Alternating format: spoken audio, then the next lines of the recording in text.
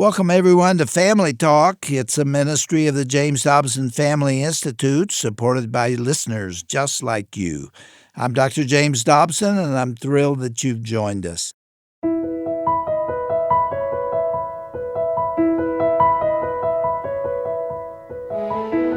Well, welcome to Family Talk, the listener-supported broadcast division of the Dr. James Dobson Family Institute. I'm Roger Marsh. You know, it's no secret that every human being on the face of planet Earth and every human being who's ever walked the face of planet Earth has at one point or another struggled with power. Maybe it was in the workplace. You're competing for that promotion or trying to control a difficult situation. Or perhaps you've experienced it in your home, in those tense moments when you and your spouse just can't see eye to eye and someone has to back down. The truth is, power dynamics shape every relationship we have, from the boardroom to the living room. And today on Dr. James Dobson's Family Talk, we are continuing a fascinating conversation that Dr. James Dobson had with his good friend Chuck Colson about this issue of power, specifically the use and abuse of it. The program you're about to hear is the second part of a three-part conversation that Dr. had with Chuck Colson back in 1984, and we've included it in this year's Best of Broadcast collection as we are remembering the spectacular legacy of Dr. James Clayton Dobson, Jr. Now, if you would like to get a copy of our 2025 Best of Broadcast collection that features everything from the first Family Talk broadcast all the way to the last words Dr. Dobson spoke in studio, I'll have information on how you can receive a copy at the end of today's program. When you think about truth and when you think about power, you can't help but think about Chuck Colson. After all, Chuck served as a senior aide to President Richard Nixon during the Watergate scandal. He knew firsthand what it meant to wield power, and he also knew what it meant to abuse it. But after encountering Jesus Christ in 1973, everything changed. Chuck pleaded guilty to obstruction of justice and served 7 months in prison. And from that experience, God birthed Prison Fellowship Ministries, a movement that has touched countless lives around the world more than 50 years after its founding. In part one of this series, Chuck Colson shared his journey from the corridors of power in Washington, D.C. to the prison cells where he spent 7 months. Today, Dr. Dobson and Chuck Colson will tackle an even more personal question, and that is, how does the lust for power play out in our everyday lives? If we're honest, it's a bigger struggle than we might want to admit. Chuck Colson went home to be with the Lord in 2012, but his legacy lives on through the Colson Center for Christian Worldview. And with Dr. Dobson having gone home to be with the Lord earlier this summer, well, what a reunion that has been for Chuck and for Dr. Dobson to be together once again. And now, let's join Dr. James Dobson and his guest, Chuck Colson, for part two of their conversation about the use and abuse of power on today's edition of Family Talk.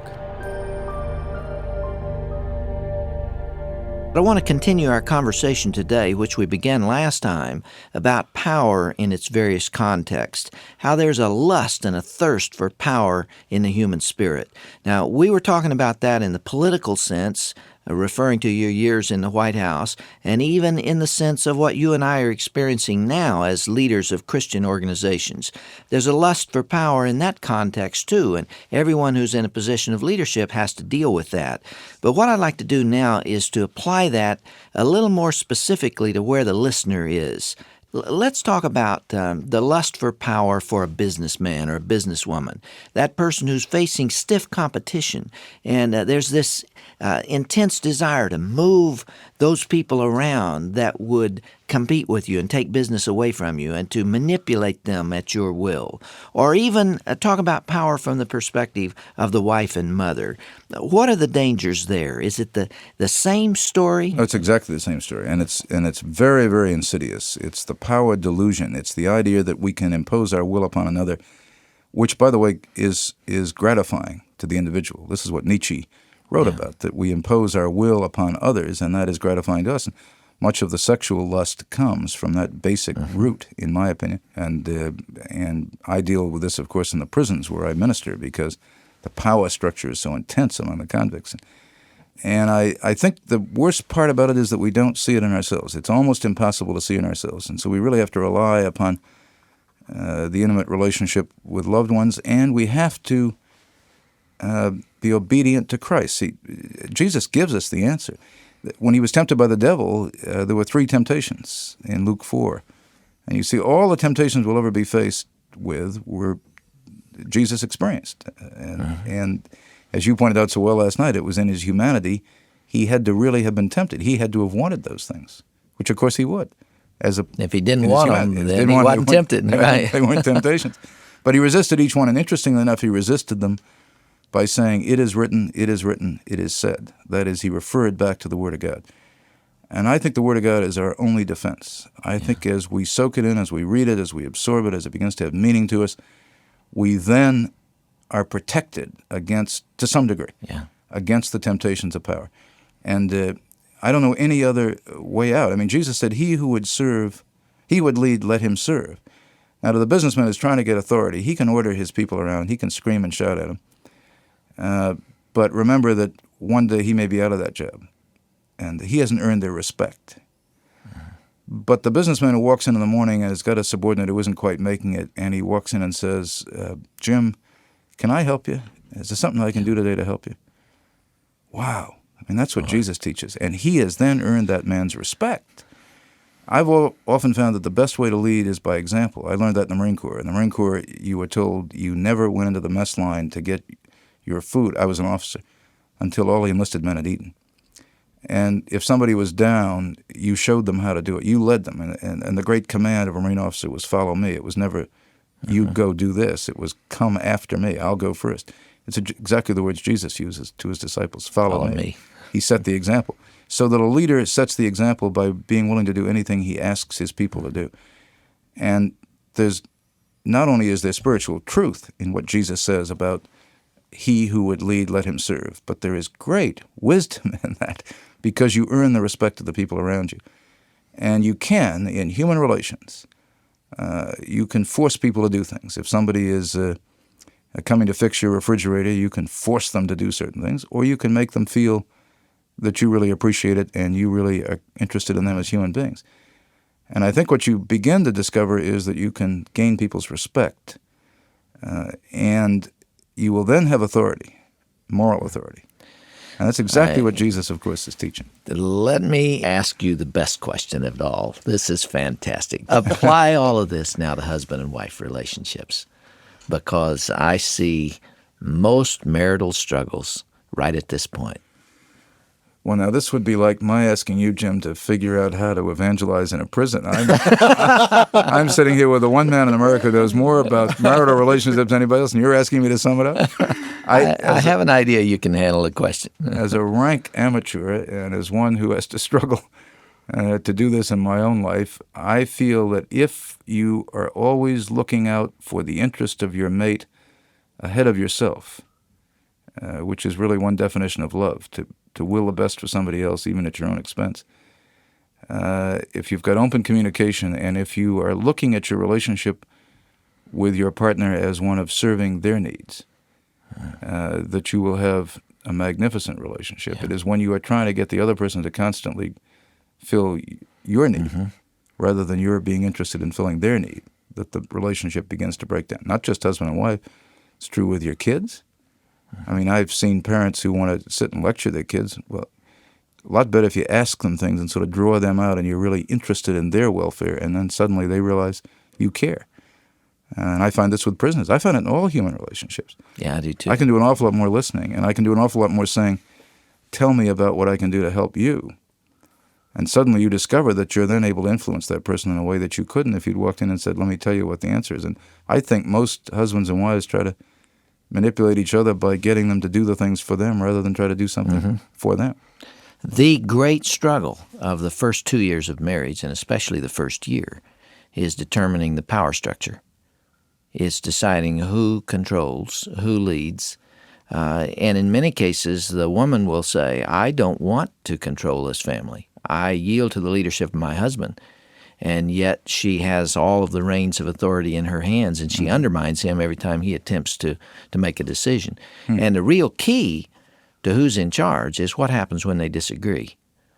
You know, as long as they are in harmony with one another, they both want to live here, and they both want to work there, and they both want to have this number of children at this time, and they both want to get up at this time and know who's going to make the coffee. As long as all those issues are resolved, there's no power struggle. but it's when they come nose to nose in confrontation, and one cannot compromise because he sees it so strongly, and she can't compromise because this is not something that she's prepared to yield on. What happens in those moments? And the power struggle involves who predominates, and that whole first year is a settling in of power. And if it's not handled properly, if one has all the power and the other has none, then the relationship may survive, but it will be a damaged relationship. And I wish that I had an opportunity to talk to every newlywed couple just about this subject, because it can either make or break a marriage. And often they get off on the wrong foot right here on how they use power, and it results in a divorce 25 years later. Mm-hmm. That's fascinating. The only thing I can say, Jim, is that I hope my wife is not listening to this broadcast. Having just said that it is wanting to serve the other person, and having a wife who supports me so much in the ministry and subordinates take your own you literally there. She's going to tell me I don't practice at home what I'm preaching over the air. And my views, and I probably don't. My views on this subject are a little bit unconventional in Christian circles, because the characteristic message that is given in conservative Christian circles I disagree with, which is one of total powerlessness in the relationship. And when you have that, you have the same thing you saw in international relationships, where one imperfect country led by sinful, imperfect people will dominate another one if that opportunity is available. And what makes for the healthiest international relationships is a balance of power. Exactly. In a context of love. And what makes for the best marriage is a balance of power, where both sides respect the other one, and there is not that there is not masculine leadership, I believe in that, but that there is a mutual respect that results in a balance in the decision-making process and input from both sides. It'd take me another 30 minutes to explain what I'm trying to say, but love must be tough is really an expression of what happens when one side has all the power. That's right. Well, there's no worse tyranny than anarchy. It's the vacuum of power that will create the greatest tyranny. Even in a Christian home. Yes. Chuck, let's turn a corner and apply all this to the Prison Fellowship Ministries that you're working in, and those who are perhaps possessing the least power in our culture. I know you just came back from Latin America and you visited some of the prisons down there. Talk for a minute about those who are completely devoid of power. Well, I had some very sobering lessons in my recent trip to Colombia, Costa Rica, and Peru. In Colombia, I had a meeting with the Minister of Justice. It was a courtesy call. I was simply going in to thank the minister for his cooperation with our ministry. And I walked in his office, and I was immediately struck by him. He's a very powerful man with a great presence about him, young man, less than 40. And we sat down, and then I had all of the Prison Fellowship trustees with me, and he had many of his aides with him. And I told him what Prison Fellowship was doing in the prisons, and I told him I'd just come from his central prison. And the moment I did, his eyes flashed, and he leaned forward in his chair, and he said, "Tell me about the conditions in the prison." And so we started talking about the prison, and he called in two of his subordinates, and he said, "I want this stopped. I want that changed. This man is absolutely right. There's corruption in that prison. We've got to do something about the rights of the prisoners." He surely knew that, Chuck. He didn't need an American to tell him that. No, he didn't, except I think some of the things I said really triggered a reaction on his part. It was very spontaneous. This was a very courageous man, Minister Larabania, and he was cracking down on the mafia at the time, a much heralded campaign against drug traffic out of Colombia, one of the first Colombian political officials to do that. And I did tell him some things I had seen in the prison that I'm not sure he realized, and I knew it just from my perspective as a prisoner. In any event, within minutes, the idea of a courtesy meeting dissolved, and the most animated conversation. I've met with many of the world's leaders. I've known them personally, and I've sat across the table from many of them. This was one of the most impressive men I've met in government. He was keen and sharp and honest and full of enthusiasm and integrity and a real desire to do the right thing, and bright and quick. And we had a marvelous, just a friendship that developed spontaneously. How long were you in there? Almost an hour. He called in his photographer, and we took some pictures. And as I was going out, he had a huge crucifix on the wall. And I just sensed he was a believer. And I turned to him, I said, "I'd like you to take a copy of my recent book, second book, Life Sentence, translated in Spanish." And then he embraced me, and he said, "Please come back and send a man back. We want you to work with us." in the prisons. Well, we walked out of his office, to make a long story short. The trustees of Prison Fellowship, their feet weren't hitting the ground, because here in all the couple of years, several years, we've been working in Colombia, we'd never had the access to the most powerful man affecting the prisons and the criminal justice system. He was endorsing what we were saying. He wanted to end corruption. I went back to the hotel, changed clothes, because I was speaking at a dinner that night. And 2 hours later, when I arrived at the dinner, everyone was huddled around television sets and radios, listening to the reports, and someone turned to me ashen-faced and said, Minister Lara Bonilla has been assassinated on the way home in the car. I was the last person to see him alive. No. As a matter of fact, the extraordinary thing was the next morning, the newspaper, the radio that night said he was reading a book, Life Sentence, when he was shot, murdered by 2 mafia gunmen who came up on either side of the car and machine-gunned him to death. There was a picture in the newspaper the next day in Colombia that was absolutely striking. It was the back seat of the car all covered with blood and glass splattered about. And there was my book opened and sitting on the back seat covered with blood. Incredible. He was reading Life Sentence when he died. There were some lessons in this, as you can well imagine. First of all, our mortality. I preached that night to a group of non-believing people on peace with God. And after the assassination of the minister, and there were a lot of government officials at the dinner that I was speaking at, I tell you I had their attention. They were interested in what it meant to have peace with God and to know Jesus Christ and to be assured of eternal life, because they realized how life can be snuffed out in a second. And the second thing that really struck me, however, was for the 2 hours that the trustees of Prison Fellowship of Colombia were floating on air because they had access to the place of power. Mm-hmm. And we've been working in the prisons there for a long time, and suddenly the Minister of Justice was on our side. And just as suddenly his life was snuffed out. And you look all over Latin America and you see the same thing. You see progressive leaders come in and take over a country, and they're killed or they're deposed, or the army takes over, there's a revolution. And I saw in Central America just a microcosm of what is, to me, an epidemic problem worldwide. There is no political solution in Latin America. Or anywhere else. Are squared off, or anywhere else. And if you look at the times in which we live, the great paradox of these times is that so great is the power that we're basically powerless. We have a paralysis of power. We have so much power, we're paralyzed. And I think when people look back upon this era of the latter part of the 20th century, they will say it was marked by this extraordinary contrast, this remarkable paradox. All the power in the world, and we can't solve our problems. And we're paralyzed by it. The world is actually paralyzed at a time when there's so much power. That's one of the things I saw, and that's why the power delusion is such a dangerous thing. We think there's all this power in the world. We can't cope with the human problems that are erupting in violence and tragedy in every corner of the globe. They're fundamentally spiritual problems. And they'll only be solved in a spiritual way. Through the gospel. And that's why Rios Montt, the former president of Guatemala, said he's not going to run for office again, because he can't do any good as the president of Guatemala. What he's going to do is go preach the gospel through Central America. He said there's no hope in Central America. Now, you see, at the same time that I saw this paradox in Central America, I saw the answer. In the prison in Costa Rica, the men were languishing with nothing to do. And the Prison Fellowship volunteers started going to the prison, and they saw that there was all this land around the prison. And so they started a prison farm and got some money from World Vision and got some seed and planted sugarcane. Now, most of the inmates in that prison work in their own cooperative prison farms, started by the ministry and managed by volunteers, and Bible studies going on in the farm camps, and a great spiritual movement in that prison. And in the place of powerlessness, I saw a vision of the invisible kingdom being made visible at a time when all the governments, with all of their power, are powerless. And it's part of the same historical pattern we see all through the Bible. God dealing with the power structures through the powerless, sending a powerless peasant to speak to the powerful kings.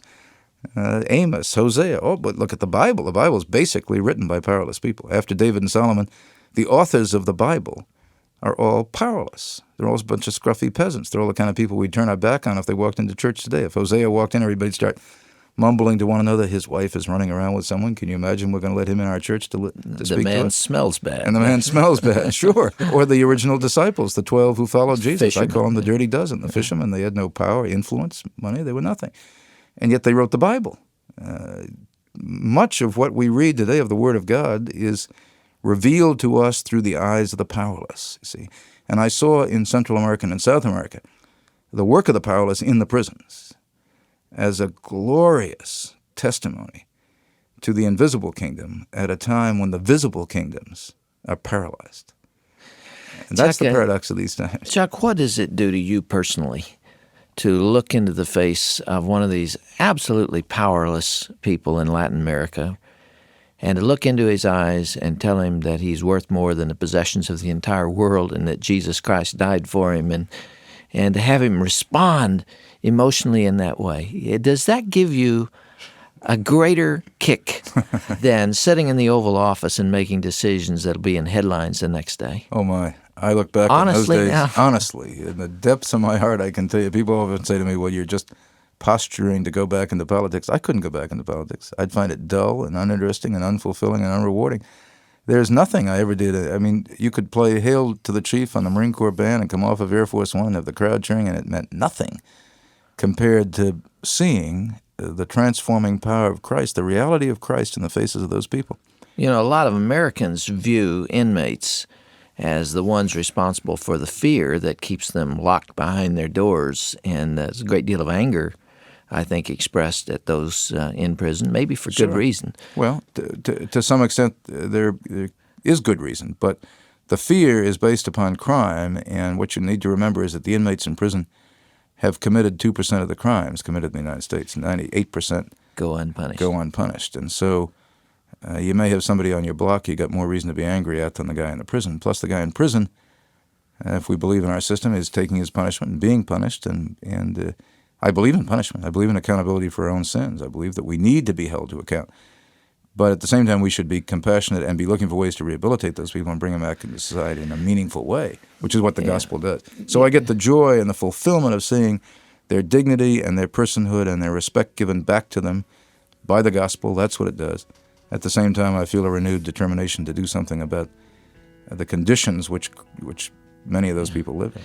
Chuck, you and I spent 3 hours in my office, and the conversation never lagged, and we have now gone through 2 programs here talking about power, and I feel like we could talk forever. Would you let us continue one more day? Oh, I'd be honored. I'd love it. I will take any time of fellowship I can have with you, Jim. What a special friendship Dr. James Dobson shared with his good friend Chuck Colson, and what a wonderful reunion they have had in heaven earlier this year. You know, Chuck Colson's words earlier here on this Family Talk broadcast really cut right to the heart of the issue. And he said, and I quote, "There's no worse tyranny than anarchy. It's the vacuum of power that will create the greatest tyranny." You're listening to a special edition of Dr. James Dobson's Family Talk, where we are revisiting a compelling conversation Dr. Dobson had with his good friend Chuck Colson about the use and abuse of power. If you missed any part of today's discussion, or if you'd like to share it with a friend, go to drjamesdobson.org/Family Talk. You know, Chuck Colson discovered that true power comes not from controlling others, but from serving them. And that same spirit of servant leadership is what drives everything we do here at the Dr. James Dobson Family Institute. In fact, thanks to a group of dear friends who deeply believe in Dr. Dobson's vision, we now have the Dr. James Dobson Memorial Matching Grant in place. It provides matching funds, dollar for every dollar you donate between now and December 31st, up to $6 million. This remarkable grant is an incredible memorial and a statement of confidence for the only organization entrusted by Dr. Dobson to carry out his legacy and expand his work to new generations and geographies in 2026 and beyond. Now, what does this mean for you? Well, it literally means that every gift you make to the JDFI between now and the end of the year will be doubled in size and impact. Your gift of $50 becomes $100. Your gift of $5,000 becomes $10,000. Now, just imagine the difference your multiplied gift will make. And here's something special we'd like to send you as our way of thanking you for your gift of any amount in support of our ministry. That is the Dr. James Dobson Family Institute 2025 Best of Broadcast Collection. This is a special 6 CD collection that's been carefully curated to feature the very best conversations not only from the past year, but also to include the first Family Talk broadcast, Dr. Dobson's final program that he recorded here in the studios at the JDFI this past spring, and the final words Dr. Dobson ever spoke. And boy, when they were played at the memorial service earlier this year, there was not a dry eye among anyone here. Now, when you make a donation in support of the ministry of the JDFI today, your gift will be doubled, and we will thank you for your tax-deductible contribution by sending you a copy of the 2025 Best of Broadcast 6-CD collection. So give us a call at 877-732-6825. If you prefer to give by mail, you can write to Dr. James Dobson's Family Talk, P.O. Box 39,000, Colorado Springs, Colorado, 80949. And keep in mind, you can also give a gift through our secure website. Go to drjamesdobson.org/broadcasts. Well, I'm Roger Marsh, thanking you for being with us today. And on behalf of all of us here at Family Talk and the JDFI, we truly appreciate your prayers and support. Be sure to join us again next time right here for the conclusion of Dr. Dobson's powerful conversation with Chuck Colson discussing the use and abuse of power. That's coming your way right here on the next edition of Dr. James Dobson's Family Talk, the voice you can still trust for the family you love.